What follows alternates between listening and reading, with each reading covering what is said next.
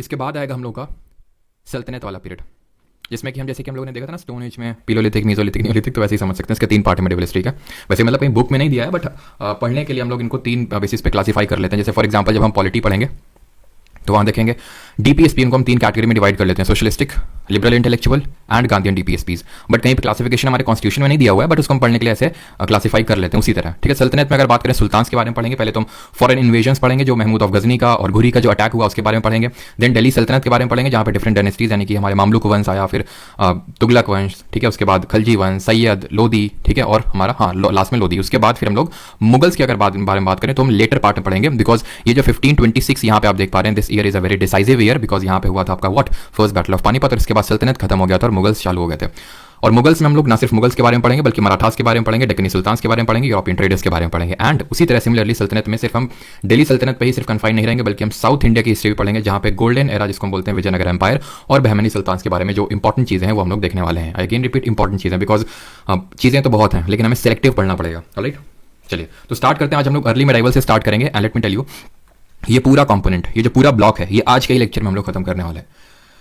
लेने को तो इस पे भी मैं 2 से 3 या फिर 3 से 4 लेक्चर, कितने भी लेक्चर लिए जा सकते हैं, बट कंसिडरिंग आपका जो एग्जाम है उसके हिसाब से जितनी चीज़ें नीडेड है वो आज के लेक्चर हम लोग की हो जाएंगे। उसके बाद हम लोग क्वेश्चंस भी करेंगे ना, उसके बाद की तो आपको टेंशन होनी नहीं चाहिए कि भाई क्वेश्चन बन जाएंगे। वो तो आप हर कोई भी सिंगल चैप्टर भी नहीं हुआ जहाँ पे हम लोगों ने क्वेश्चन ना किए हो। सल्तनत हाँ जरूर टाइम लेगा, because it needs time, and so goes for the Mughals also. But यहाँ पे इस पर्टिकुलर जो ब्लॉक है दैट इज अर्ली मेडाइवल वाला, उसको हम इस आज के लेक्चर में खत्म करेंगे। जो हमारा सबसे पहला पार्ट रहेगा that will be topic 1, and that is tripartite struggle and Chola empire. अब ट्राइपार्टाइट स्ट्रगल और चोला एम्पायर का एक चीज़ मैं बता दूं, कोई आपस में लिंकेज नहीं है। हम ट्राइपार्टाइट स्ट्रगल पहले पढ़ेंगे, उसके बाद चोला एम्पायर के बारे में पढ़ेंगे। चोला हम पहले भी पढ़ चुके हैं, इफ यू रिमेंबर, याद है आपको, चेरा चोला पांड्या।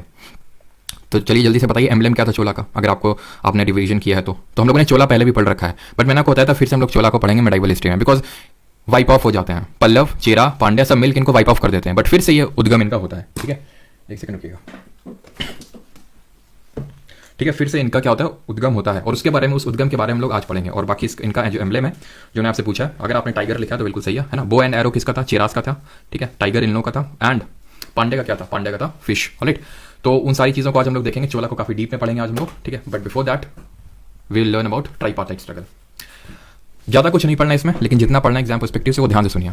ट्राइपार्टाइट स्ट्रगल मतलब, ट्राई मतलब 3, पार्टाइट मतलब 3 पार्टी, ट्राई का मतलब 3, पार्टाइट का मतलब पार्टी, और स्ट्रगल का मतलब स्ट्रगल। युद्ध हो रहा है किसके बीच में, 3 पार्टियों के बीच में। Who are these 3 parties? 3 parties are Gurjara Pratihara of North India, Palas of eastern India, and ये जो ऑरेंज कलर का दिख रहा है, जो आपको नहीं दिख रहा है, ये कौन है, ये छुपे हुए हमारे राष्ट्रकूटास। ये क्या करते हैं, सबको कूट देते हैं।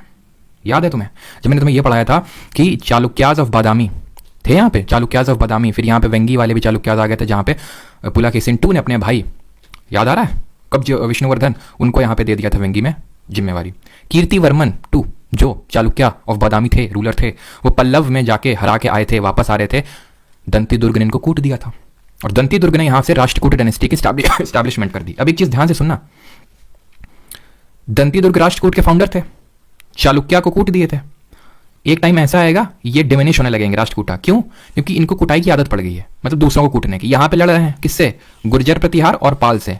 क्यों लड़ रहे हैं? कन्नौज दिख रहा है, किसकी कैपिटल थी जरा बताइए, नॉर्दर्न इंडिया में जो अभी हम लोग पढ़ के आए हैं, कौन सा ऐसा रूलर था जिसकी कैपिटल थी कन्नौज? याद करिए, शशांक को हराने के बाद किसने बनाया था, हर्षवर्धन ने। तो ये सेंटर था नॉर्थ इंडिया को कंट्रोल करने के लिए, पावरफुल सेंटर था। ठीक है, तो इस पे कंट्रोल जमाने के लिए तीनों डायनेस्टीज लड़ी मर रही थी। ये जो राष्ट्रकूटा है ये सिर्फ यहीं पे इन्वॉल्व नहीं थे, ये नीचे भी इन्वॉल्व थे। ये जैसे पल्लव्स के साथ भी, चोला के साथ भी, ठीक है, ये और भी जगह भी, यहाँ पे जो वेंगी के चालुक्य थे उनके साथ भी इन्वॉल्व थे। ये मतलब लड़े पड़े थे हर जगह। तो धीरे धीरे मैं बता क्या हूँ, धीरे धीरे ये भी सिंक डाउन करने लगे। कौन? चालुक्य, सॉरी राष्ट्रकूटा। चालुक्य की जगह आए थे, अब ये सिंक करने लगेंगे, उसके बाद फिर से चालुक्य आएंगे, अभी उनको हम बाद में पढ़ेंगे। ठीक है, तो मैं वो पूरा आपको चीजें बता रहा हूँ। तो ये गुर्जर प्रतिहार, पाल और राष्ट्रकूट आपस में लड़ रहे हैं, क्यों? कन्नौज के लिए। इसी को बोलते हैं ट्राइपार्टाइट स्ट्रगल। कब शुरू होता है ये? रफली 790 AD के समथिंग, जिसको कि हम 8th सेंचुरी AD बोलेंगे, later half of 8th century AD। ध्यान रखिए, जब मैं बोल रहा हूँ 8th सेंचुरी AD, इसका मतलब है 700 AD से लेके 800 AD तक। अगर मैं बोल रहा हूँ 8th सेंचुरी AD, तो मैं ये बोल सकता हूँ later part of 8th century में स्टार्ट हुआ और later part of 9th century AD तक चला। दैट मीन्स रफली 100 साल तक चला। कहीं कहीं पे लिखा 200 साल तक, बट जो ज़्यादातर सोर्सेज हैं वो कि हाँ 100 साल तक रफली, इससे भी ज़्यादा, थोड़ा सा ज़्यादा चला। अब बात आती है इनमें जीत किसकी हुई? किसी की नहीं हुई। हाँ, लास्ट में जाके गुर्जर प्रतिहार के अंडर में जरूर थोड़ी सी एक स्मॉल विक्ट्री हम बोल सकते हैं, लेकिन कोई वो बहुत डिसाइसिव विक्ट्री नहीं थी कि हम तीनों में ये बोल दें कि हाँ ये किंगडम जीत गया। लेकिन हाँ लास्ट में Gurjara Pratihara was able to make its capital Kannauj, ये लास्ट में बस पॉसिबल हो पाया था, ठीक है। लेकिन हाँ ये मेजोरिटी ऑफ द टाइम यही था कि कभी कोई जीतता था कभी कोई जीतता था, मतलब या फिर हम बोल सकते हैं कोई नहीं जीतता था। लेकिन लास्ट में गुर्जर प्रतिहार ने थोड़ा सा लास्ट में कन्नौज में अपना एक तरह से कैपिटल स्थापित कर लिया था। राष्ट्रकूटा के बारे में तो पढ़ चुके हैं, क्या पढ़ चुके हैं? दंती दुर्ग फाउंडर थे, कृष्णावन ने एक टेम्पल बनवाया था कैलाश करके एलोरा में, मोनोलिथिक टेम्पल था, सारी चीजें पढ़े थे। पाल के बारे में भी कुछ पढ़ रखे हैं क्या? और ये बताइए राष्ट्रकूट की कैपिटल क्या हुआ करती थी, राजधानी, जल्दी से बताइए कि कैपिटल क्या हुआ करती थी। तो अगर हम पाल्स की बात करें तो इनके रिगार्डिंग में हमने दो रूलर के बारे में पढ़ा है। कौन? धर्मपाल, ठीक है। फाउंडर इस डायनेस्टी के गोपाल थे। अगर यहाँ पे मैं लिखूं जो पाल डायनेस्टी है, पालक है, इसके फाउंडर कहाँ पे रूल कर रही थी? ईस्ट इंडिया में। तो फाउंडर अगर बात करें गोपाल थे। कौन सी यूनिवर्सिटी के फाउंडर थे ये बताइए जल्दी से। इनके बेटे थे धर्मपाल, ठीक है, धर्मपाल। ये कौन सी यूनिवर्सिटी के फाउंडर थे जल्दी से बताइए, हम लोग पढ़ चुके हैं। ये उदानपुरी के और ये विक्रमशिला के क्या थे? फाउंडर थे, ठीक। इतनी चीज हम पढ़ चुके हैं, इतनी यहाँ पे बस नीडेड है। हाँ बस ये है कि धर्मपाल ने एक पहले मतलब गुर्जर प्रतिहार से पहले या फिर हर्षवर्धन के जाने के बाद एक डायनेस्टी आई थी छोटी से, उसके रूलर थे इंद्रयुद्ध, उनको हराए थे ये, ठीक है। डिफीटेड इंद्रयुद्ध, बस इतना याद रखना है आपको, क्लियर। यहां तक किसी कोई डाउट तो नहीं है? पहले ये बताइए किसी को कोई डाउट ही ट्राइपार्टाइट स्ट्रगल समझने में? ट्राइपार्टाइट नहीं, चोला इसमें इन्वॉल्व नहीं थे, ठीक है। अब मैं वही बता रहा हूँ, ट्राइपार्टाइट स्ट्रगल और चोला को मैं साथ पढ़ा रहा हूँ। इसका मतलब ये नहीं कि चोला के इसमें कोई इन्वॉल्वमेंट था, मैं सिर्फ इस दोनों को एक साथ इसलिए पढ़ा रहा हूँ बिकॉज बहुत छोटा टॉपिक है ट्राइपार्टाइट स्ट्रगल, और चोला एम्पायर भी इतना बड़ा टॉपिक नहीं कि इसके लिए हम लोग अलग से क्लास करें, तो इसलिए मैंने दोनों को क्लब कर दिया है। लेकिन ट्राइपार्टाइट स्ट्रगल और चोला एम्पायर का आपस में ऐसा कोई लिंकेज नहीं है, ठीक। चलिए, तो ये चीज क्लियर होगी कि राष्ट्रकूटा के बारे में आपको कुछ पता है कि किस तरह से दंती दुर्ग फाउंड किए थे चालुक्य को हरा के। पाल के बारे में दो तीन चीजें इंपॉर्टेंट जो हमें जाननी वो जान ली हम लोगों ने। गुर्जर प्रतिहार की थोड़ा सा डिस्कशन करते हैं। गुर्जर प्रतिहार की अगर हम बात करें तो कौन है गुर्जर प्रतिहार? तो गुर्जर प्रतिहार डायनेस्टी की अगर बात करें तो एक्जैक्टली नहीं पता कि कौन इसके क्या कैसे फाउंडर थे, ठीक है। ये माना जाता है कि हाँ नाग भट्ट इसके फाउंडर थे, ठीक है। नाग भट्ट फर्स्ट माना जाता है कि इसके फाउंडर थे, फिर one of the earliest known rulers हैं। और ये अगर मैं बात करूं जो कन्नौज में जिन्होंने स्टैब्लिश किया था ना, अभी मैंने बताया तीनों लोग लड़ रहे थे, लास्ट में गुर्जर प्रतिहार आए और उन्होंने थोड़े टाइम के लिए यहाँ पर रूल कर लिया। वो नागभट्ट द्वितीय थे, सेकंड थे। अब धीरे धीरे सभी एम्पायर डिसइंटीग्रेट होने लगे। गुर्जर प्रतिहार जब हमें फाउंडर के बारे में बस ये है कि नागभट्ट वन है, और इसके सबसे पावरफुल रूलर की अगर बात करें मिहिर भोज है। ये सारे क्वेश्चन शायद ही पूछे, लेकिन बता रहा हूं इस तरह से थोड़ा सा कुछ चीजें तो देख लें इनके बारे में। तो जब ये डिसइंटीग्रेट होने लगे, क्योंकि एक टाइम आता ही हर एम्पायर में, हमने पीछे भी देखा, देख रहे हैं और आगे भी देखेंगे, हर एम्पायर में एक टाइम आता है कि वो डिसइंटीग्रेट होने लगता है। हम देखेंगे दिल्ली सल्तनत में, हम देखेंगे मुगल्स में भी किस तरह औरंगजेब के जाने के बाद डिसइंटीग्रेट होने लगा। क्यों? क्योंकि पावरफुल रूलर बैठा है तब तक तो ठीक है, नहीं तो धीरे धीरे अगर एबल रूलर नहीं आते तो डिसइंटीग्रेट होने लगता है। और ये जो गुर्जर प्रतिहार है पूरा किंगडम, ये डिसइंटीग्रेट होके राजपूत रूलर्स बने। कैसे बने इसको भी ध्यान से समझिए। अब आगे जब मैं आपको पढ़ाऊंगा तो एक शब्द आप लिखे देखेंगे, फ्यूडेटरी, सामंत। इसका मतलब ध्यान से समझिए। आपसे क्वेश्चन है, कौन सी डायनेस्टी ने लैंड डोनेशन स्टार्ट किया था ब्राह्मण्स के लिए? कमेंट में जल्दी से लिखिए, हिंट देता हूं आपको। यहां पे जो सोसाइटी थी पैट्रियार्कल तो थी, लेकिन मैट्रिलीनियल थी। गौतमीपुत्र सतकर्णी, सातवाहना, इन्होंने लैंड डोनेशन स्टार्ट किया था किसको? ब्राह्मण्स को। आगे धीरे धीरे क्षत्रियस को भी स्टार्ट हो गए थे, किंग्स ने क्षत्रियस को भी देना स्टार्ट कर दिया था। अब मुझे ये बताइए, एक तरफ है किंग, ठीक है, ये एक तरफ है किंग, और एक तरफ है ये ब्राह्मण क्षत्रिय, जिनको इन्होंने क्या दिया? लैंड डोनेट कर दिया है। ये लैंड इनकी है भाई साहब की, ये लैंड इनकी, ये लैंड इनकी है। इस लैंड में बहुत सारे लेबर्स काम कर रहे होंगे, गांव वाले, ठीक। तो ये गांव वाले किसको जानते हैं? इसको कि किंग को? ऑब्वियस सी बात, इनको। ये जब किंग वीक हो जाएगा तो क्या होगा? ये अपनी ऑटोनॉमी अपने रीजन में डिक्लेयर कर देंगे, हम फ्री हैं भाई। अब जब तक तो ये पावरफुल है तब तक तो ठीक है, सिकंजा कसब जैसे थोड़ा वीक हुई ऑटोनॉमी स्टैब्लिश कर दी। वैसे ही जैसे गुर्जर प्रतिहार वीक हुए तो यहां से डिफरेंट राजपूत किंगडम्स इमर्ज हुए।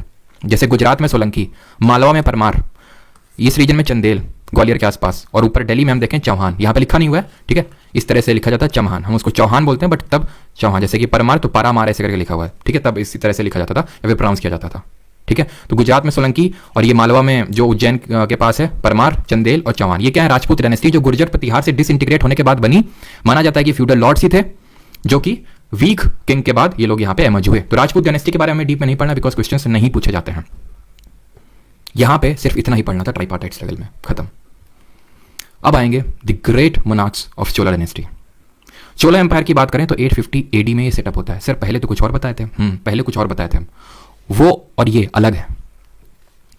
मैंने बताया था ना, यहां पे चोला थे, फिर से देख लेते हैं। हम लोगों ने इस तरह से देखा था कि 5 थिनाइस थे। थिनाइस क्या होते हैं? ज्योग्राफिकल एरिया होते हैं। हर थिनाई का एक चीफ होता है जिसको मोवेंदर बोलते हैं। फाइनली 3 चीफ निकल के आए जिनको मोवेंदर्स बोला गया। ये चेरा जिनको केरला पुत्र अशोका के इंस्क्रिप्शन में लिखा गया, ये हैं पांड्या, और इनके ऊपर नॉर्थ वेस्टर्न साइड में पांड्या के चोला। ठीक, ऊपर इनके पल्लव थे, पल्लव दबा दिए, इधर से ये लोग दबा दिए, मिट गए। तब फिर से ये एमर्ज हुआ 850 AD में। तो क्या उन्हीं के मतलब घर वाले हैं ये? उन्हीं के मतलब एज, उन्हीं के मतलब पूछते हैं क्या? ये हिस्टोरियंस को भी नहीं पता है। कुछ बोलते हैं, कुछ बोलते नहीं है। तो एक्चुअल में लिंकेजेस नहीं मिले, तो उससे हमें पीछे वाले से इसको ज़्यादा रिलेट नहीं करना है। कुछ चीज़ें सेम है, जैसे एम्बलेम टाइगर ही रहेगा, बाकी बहुत ज़्यादा चीज़ें कुछ सेम नहीं है। तो चोला एम्पायर के अगर हम यहाँ पे फाउंडर वगैरह की बात करें तो फाउंडर यहाँ पे हो जाएंगे विजयलया। ठीक है, ये हम 850 AD के बारे में बात कर रहे हैं, 850 AD। अब बताइए मुझे 850 AD जब मैं बोल रहा हूँ तो मैं कौन सी सेंचुरी AD के बारे में बात कर रहा हूँ? Mid of which century AD? जल्दी से, क्योंकि इस पर भी क्वेश्चन आए हैं। ठीक है, Chola empire was set up in which century AD? तो आंसर क्या होगा? Mid of 9th century AD। जब मैं बोलता हूँ 9th century AD, that means कि 800 AD से लेकर 900 AD के बीच का समय। मिड क्यों बोल रहा हूँ? क्योंकि 850 है। विजयलया फाउंडर थे and they were the feudatory of Pallavas. ये पल्लवास के फ्यूडेटरी थे। फ्यूडेटरी अभी समझ में आया? सामंत का मतलब क्या होता है? तो पल्ला जो ऊपर पल्लव ऊपर बैठे उन्हीं के सामंत माने जाते हैं ये, कि वो जब पल्लव रूलर वीक हो गए क्योंकि पांड्याज अटैक कर रहे थे पल्लव्स पे, तो इन्होंने सही अपॉर्चुनिटी देखी और खेल गए। कौन? विजयलया। ही कैप्चर्ड तंजौर फ्रॉम मुत्तरैयार। तंजौर पड़ता है तमिलनाडु में, यहाँ पे कावेरी डेल्टा में। जो कावेरी नदी है, इसको हम ज्योग्राफी में पढ़ेंगे, इसका डेल्टा यहाँ पे बनाती है, और यहाँ पे पड़ता है तंजौर। वहां पे पहले मुत्तरैयार करके एक रूलर था, उसका रूल था, और उससे कैप्चर किया तंजौर और कैपिटल बनाया तंजौर को। कहीं कहीं पे आप इसको तंजावुर भी लिखा हुआ देखोगे, बोथ आर सेम। क्लियर? पहले हमने क्या देखा था उस समय जब पहले देखा था? उरायूर कैपिटल थी और एक पोर्ट सिटी थी पूहड़, जिसको हम कावेरी पट्टनम के नाम से जानते थे। बट जो विजयलया ने अभी सेटअप करी वो तंजौर करी, भी फिर से आगे चेंज होगी। He built a temple for goddess Nishumbha Sudani. Goddess Nishumbha Sudani के लिए इन्होंने मंदिर बनवाया। As that, simple as that, रट लेना बस। अब इसमें क्या समझाऊं आपको क्यों बनवाया? तो वो हमें पूरी स्टोरी नहीं समझनी है, बस इनके लिए इन्होंने टेंपल बनवाया, बस डायरेक्टली पूछा गया आपके एग्जाम में। Now coming on to the powerful rulers जो इस डायनेस्टी के रहे। सिर्फ 2 रूलर पढ़ने हैं। उसमें पहले है Raja Raja first, Raja Raja the first या फिर राजा राजा प्रथम। इनका रूल का अगर हम बात करें 985 से लेकर 1014 AD तक इनका रूल रहा। And he was contemporary of, ये कंटेम्प्रेरी थे, समकालीन थे किसके? महमूद ऑफ गजनी। इसको हम कल के लेक्चर में पढ़ेंगे। महमूद गजनी किस तरह से आया, कितनी लुटाई मचाई, गौरी किस तरह से आया और किस तरह से पृथ्वीराज चौहान के साथ युद्ध लड़ा और किस तरह से हमारी जो दिल्ली सल्तनत है वो सेटअप हुई, वो कल देखेंगे स्टोरी। आज के लिए बस इतना याद रखना कि उनका कंटेम्प्रेरी था, बिकॉज इसने आई थिंक पहला इन्वेजन ऐसे ही 1001 के समय में किया था, 1000 AD के समय में किया था। ठीक है, तो उस समय कौन थे? राजा राजा फर्स्ट। तो ही डिफीटेड, राजा राजा 1 की अगर बात करें, डिफीटेड चेराज एट त्रिवेंद्रम, यानी कि त्रिवेंद्रम में चेरों को हराया इन्होंने। किसने? राजा राजा फर्स्ट ने। ही डिफीटेड, चेरा कहाँ पे रूल कर रहे थे? वही केरला पुत्र, यहाँ त्रिवेंद्रम पड़ता है, यहाँ पे इनको चेरा को हराया, पांडव को हराया, और मदुरई जो इनकी कैपिटल हुआ करती थी उसको कॉन्कर किया, और श्रीलंका जो है उसको भी इन्होंने थोड़ा सा इन्वेड किया, वहां पे आक्रमण किया, और जो नॉर्दर्न पार्ट ऑफ श्रीलंका है उसको अपने कब्जे में ले लिया। अभी सब क्यों कर पाए वो भी डिस्कस करेंगे। इसके बाद इनके आए बेटे, राजा राजा 1 के बेटे आए जिनका नाम है राजेंद्र द फर्स्ट। इनका टाइम पीरियड अगर हम देखें तो इनके तुरंत बाद 1012 से लेकर 1044 AD तक रहा। ही कंप्लीटली ओवरराइन चेराज एंड पांड्याज, यानी कि पूरी तरह से चेरा और पांड्या को अपने कब्जे में ले आए। कंप्लीटली कॉन्कर्ड श्रीलंका, यानी कि श्रीलंका को पूरा कब्जा। बीच राजा राजा 1 जो इनके पिताश्री थे उन्होंने सिर्फ नॉर्दर्न पार्ट ऑफ श्रीलंका, जिसका पुराना नाम जरा कमेंट में बताया जल्दी से, उसका सिर्फ नॉर्दर्न पार्ट में कब्जा किया था। अभी इन्होंने पूरा कर लिया, पूरा श्रीलंका, और आगे आने वाले 50 साल तक चोला डायनेस्टी का ही पूरा कब्जा रहा श्रीलंका पे, पूरे श्रीलंका पे। ही क्रॉस्ड गंगा नदी को क्रॉस किया and defeated 2 local kings of Bengal, 2 local kings of Bengal को हराया। और ये बहुत इंपॉर्टेंट है ये चीज़। क्यों इंपॉर्टेंट है? क्योंकि जब ये गंगा को क्रॉस करके, क्योंकि बहुत ही कम ही रूलर थे जो गंगा को क्रॉस करके बंगाल में किसी रूलर को हरा पाए हो, क्योंकि वहाँ की टोपोग्राफी ही ऐसी है। और वो टोपोग्राफी हमें तब समझ में आएगी जब हम ज्योग्राफी पढ़ेंगे कि किस तरह से वहाँ पे गंगा है, ब्रह्मपुत्र है, तो इस तरह से वो जो रीजन है वो काफ़ी फ्लडेड रीजन है, तो वहाँ पे अटैक करना पर पाना बहुत इतना आसान नहीं है, जो इन्होंने किया राजेंद्र फर्स्ट। और इसी वजह से इनको ध्यान रखना, इसी वजह से राजेंद्र फर्स्ट को हम नेपोलियन ऑफ साउथ इंडिया के नाम से भी जानते हैं। जैसे नेपोलियन ऑफ इंडिया के नाम से किसको जानते हैं जरा बताइए कमेंट में। और अभी मैंने जो पिछला पूछा था दैट वाज आंसर वो सीलोन, पुराना नाम एशियन नेम है श्रीलंका का। और नेपोलियन ऑफ इंडिया की अगर हम बात करें, समुद्रगुप्त किसने बोला था? वी ए स्मिथ ने, विंस्टन आर्थर स्मिथ ने। क्यों? क्योंकि जो हमें प्रयाग प्रशस्ति मिलती है उसमें उनके कोर्ट पोएट हरिसेन ये लिखते हैं कि वो आज तक कोई बैटल हारे ही नहीं, जो 13-14 उन्होंने बैटल लड़े। अब ये जो उन्होंने गंगा रिवर क्रॉस करके 2 लोकल किंग को हराया, इसकी वजह से इन्होंने सबसे पहले तो एक टाइटल ले लिया, गंगाई कोंडा चोला। मतलब इसका क्या होता है? चोला कोंडा का मतलब क्या होता है पहले बता चुका हूं, याद करो। वातापी कोंडा का टाइटल किसने लिया था? वातापी कोंडा का टाइटल किसने लिया था? और मैंने तब बताया था कि कोंडा का मतलब होता है कॉन्करर, यानी कॉन्करर ऑफ वातापी, वातापी को जीतने वाला। वातापी किसकी कैपिटल थी? जो चालुक्य थे, कहाँ के? बादामी के। जो जिनका ये जो है चालुक्य ऑफ बादामी, इनका ओरिजिन कहाँ से होता है? तो ध्यान रखना है कदम्ब डायनेस्टी थी, ये भी एक बार ऐसे सेम पूछा गया था। कदम्ब डायनेस्टी थी, उससे इनका ओरिजिन हुआ था बादामी ऑफ चालुक्य का। कैपिटल वातापी थी, पुलाकेशिन टू रूलर थे और हराया कौन था? नरसिम्हा वर्मन वन के बेटे महेंद्र वर्मन वन ने हराया था इनको, पुलाकेशिन टू को, और टाइटल लिया था वातापी कोंडा का। ठीक है, उसी तरह ये जब गंगा जीत के आए तो चोला जिसने कि कॉन्कर किया है गंगा को और एक नई सिटी बनाई गंगई कोंडा चोलापुरम का, एक नया शहर का निर्माण किया। And he carried naval expedition against Shri Vijay empire and Shailendra dynasty. Shri Vijay साम्राज्य और शैलेंद्र जो वंश है, ठीक है, उस पर इन्होंने क्या किया? नौसेना का अभियान चलाया। चोला के बारे में भी मैंने आपको ये बताया कि हम लोगों ने देखा जो राजा राजावंत है, श्रीलंका में एक्सपीडिशन किए, चिराज को भी हराया। राजेंद्र चोलावन जो है यहीं तक नहीं रुके, वो पूरे साउथ ईस्ट इंडिया को, साउथ ईस्ट एशिया को कब्जा कर लिया। जितना भी ये पार्ट देख रहे हैं, ये रहा इंडोनेशिया, श्रीलंका तो था ही, ये सब, ये पूरा कोरोमंडल कोस्ट, मालाबार तट, सब इनके कंट्रोल में था। और बे ऑफ बंगाल को ये अपना लेक घोषित कर चुके थे, ये हमारा तालाब है। कैसे कर पाए थे ये कर पाए थे अपनी एफिशिएंट नेवी की वजह से, जो उनकी एफिशिएंट नेवी थी। तो आज भी अगर मतलब कई बार ऐसा हुआ है कि हमारी इंडियन नेवी ने चोला की नेवी को ट्रिब्यूट दिया है, कई बार, आई थिंक 2014 में दिया था, 2007 में दिया था, बिकॉज बहुत एफिशिएंट नेवी थी। नेवी के बलबूते ही तो ये यहाँ पे एक्सपीडिशन कैरी कर पाए, क्योंकि ये यहाँ ये स्ट्रेट है, ये जल डमरू मध्य है, ज्योग्राफी में पढ़ेंगे, मलक्का जल डमरू मध्य, मलक्का स्टेट, यहाँ से पूरा ट्रेड कंट्रोल होता था विद चाइना, ये बात इनको पता थी और इसी वजह से ये कंट्रोल करना चाहते थे। और यहाँ पे एक रूलर थे श्री विजय इनको हराए। प्लस इसी के नीचे ऐसे ही आइलैंड है, यहाँ पे एक शैलेंद्र डायनेस्टी रूल किया करती थी, जो कि बुद्धिस्ट डायनेस्टी थी, मतलब कि बुद्धिज्म में ये लोग बिलीव करते थे। और ये क्वेश्चन एसएससी सीजीएल 2023 में पूछा गया है। ठीक है, तो शैलेंद्र, मतलब पक्का नहीं हो लेकिन हाँ, क्योंकि अभी जो मैंने पीवाईक्यूज करवाए थे, जो पीवाईक्यू पार्ट 2 था, उसमें मैंने क्वेश्चन करवाया था, आई एम डैम श्योर। तो शैलेंद्र डायनेस्टी बुद्धिस्ट डायनेस्टी थी, तो उनको भी हराया और पूरी तरह से यहाँ पे इन्होंने कब्जा किया था। क्यों? एफिशिएंट नेवी की वजह से। क्लियर? राजेंद्र वन के अगर हम बारे में बात करें तो ही फॉट या फिर Chola fought against Chalukyas of Kalyani, not specifically हम राजेंद्र वन नहीं बोल सकते हैं। राजेंद्र वन के बाद जो आगे रूलर्स आए उन्होंने चालुक्याज ऑफ कल्याणी को हराया। मतलब चालुक्याज ऑफ कल्याणी, हमने चालुक्याज ऑफ बादामी पढ़े थे, ईस्टर्न चालुक्या पढ़ा वेंगी में, याद करो। फिर मैंने बताया था तीसरे टाइप ऑफ चालुक्या थे लेटर चालुक्यास। ये जो लेटर चालुक्यास थे, अभी जब ट्राइपार्टाइट स्ट्रगल बता रहा था उसमें बताया था पहले चालुक्या थे, पुलाकेशिन टू, याद आ रहा है, फिर राष्ट्रकूट कूट दिए थे कीर्तिवर्मन को, कौन आ गए थे? राष्ट्रकूट, दंतीदुर्ग कूट दिए थे, तो राष्ट्रकूट जब धीरे धीरे वीक होने लगे, फिर से चालुक्या आ गए, इनको लेटर चालुक्या बोला गया और इनकी कैपिटल राजधानी कल्याणी थी। मैप पे भी दिखाएंगे आपको, ठीक है, आई थिंक यहाँ पे है, देख सकते हैं, ठीक है, ये कल्याणी, ये है आपके वेस्टर्न चालुक्या मतलब लेटर चालुक्या वाले वही, ठीक है। तो उनके खिलाफ इन्होंने एक्सपेडिशन किया। Chola empire decline during early part of 30th century. Early part of 30th century बताइए जरा कमेंट में लिख के, लगभग किस साल की हम बात कर रहे हैं। एग्जैक्ट यहाँ पे ईयर्स पता होने की जरूरत नहीं है, बट रफ हमें ईयर्स यहाँ पे पता होने की जरूरत है। यहाँ तक किसी कोई डाउट होगा तो पूछ लेगा।